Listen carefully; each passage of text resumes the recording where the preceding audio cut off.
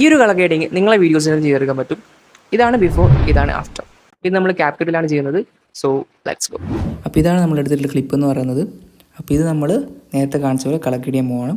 അപ്പോൾ അതിന് വേണ്ടി ആദ്യം നിങ്ങൾ വീഡിയോ സെലക്ട് ചെയ്തിട്ട് അഡ്ജസ്റ്റ്മെൻറ്റ്സിനകത്ത് നിങ്ങൾക്ക് വേണ്ട അഡ്ജസ്റ്റ്മെൻറ്റ്സ് ഒക്കെ ചെയ്യാം. ബ്രൈറ്റ്നസ് കൂട്ടുകയോ കുറയ്ക്കുകയോ അല്ലെങ്കിൽ കോൺട്രാസ്റ്റ് കുറയ്ക്കുകയോ കൂടെയൊക്കെ ചെയ്തിട്ട് നിങ്ങളങ്ങനെ സെറ്റാക്കാൻ. എനിക്ക് ഈ ഒരു ക്ലിപ്പ് ഇങ്ങനെ തന്നെയാണ് വേണ്ടത്. എന്നിട്ട് നമ്മൾ കളർ ഗ്രേഡിങ്ങിലേക്ക് പോകാം. അതിനുവേണ്ടി നമ്മൾ HSL ടൂളാണ് യൂസ് ചെയ്യുന്നത്. ഇതിനകത്ത് ഈ ഗ്രീൻ കളർ ഉണ്ട്, അത് നിങ്ങൾ കുറച്ച് കൂട്ടി കൊടുക്കുക. സാച്ചുറേഷൻ കുറയ്ക്കുക, ലൈറ്റ്നസ്സും കുറച്ച് കുറയ്ക്കുകയാണ്.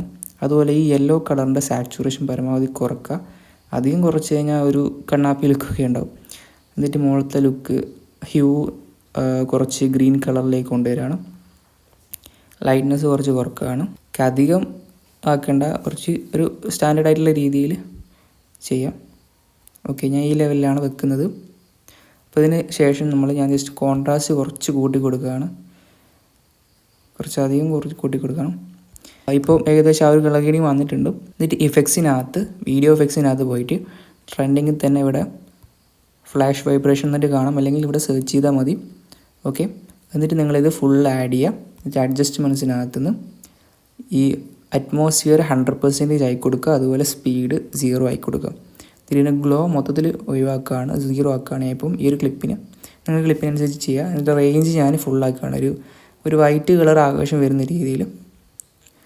ഇങ്ങനെ ചെയ്യുമ്പോൾ നിങ്ങളുടെ ക്ലിപ്പിലൊക്കെ ഈ മുകളിൽ ഭാഗം മാത്രമാണ് നിങ്ങൾക്ക് ഈ ഹൈലൈറ്റ് ചെയ്ത് ലൈറ്റ് വരണമെങ്കിൽ നിങ്ങൾ എന്ത് ചെയ്യണം, ഇങ്ങനെ ചെയ്തതിന് ശേഷം നിങ്ങളെ വീഡിയോ ഒന്ന് സെലക്ട് ചെയ്തിട്ട് ആദ്യം ഒന്ന് ഡ്യൂപ്ലിക്കേറ്റ് ചെയ്യാം. എന്നിട്ട് ഈ ആദ്യത്തെ വീഡിയോ സെലക്ട് ചെയ്തിട്ട് ഓവർലേ ഞെക്കുക. അപ്പോൾ അതിൻ്റെ അടിയിലായിട്ട് വരും. എന്നിട്ട് നിങ്ങൾ മാസ്ക് എന്നുള്ള ഓപ്ഷൻ കാണും. ആ മാസ്കിനകത്ത് ഹൊറിസോണ്ടൽ ആക്കാം. എന്നിട്ട് ഇൻവേർട്ട് അടിക്കാം. എന്നിട്ട് ഇവിടെ ഇങ്ങനെ കറക്റ്റ് നമുക്കിങ്ങനെ വേണ്ട രീതിയിലാക്കി കൊടുത്തു കഴിഞ്ഞാൽ അവിടെ മാത്രം ഹൈലൈറ്റ് ചെയ്ത് കിട്ടുന്നതാണ്. പക്ഷേ നമുക്ക് ഈ ഒരു ക്ലിപ്പിനകത്ത് താഴെയും കുറച്ച് വൈറ്റ് ഉണ്ട്. സോ നമുക്ക് അവിടെയും കവർ ചെയ്യുന്ന രീതിയിൽ ഇങ്ങനെ കൊടുക്കേണ്ടി വരും. സോ ഈ രീതിയിൽ.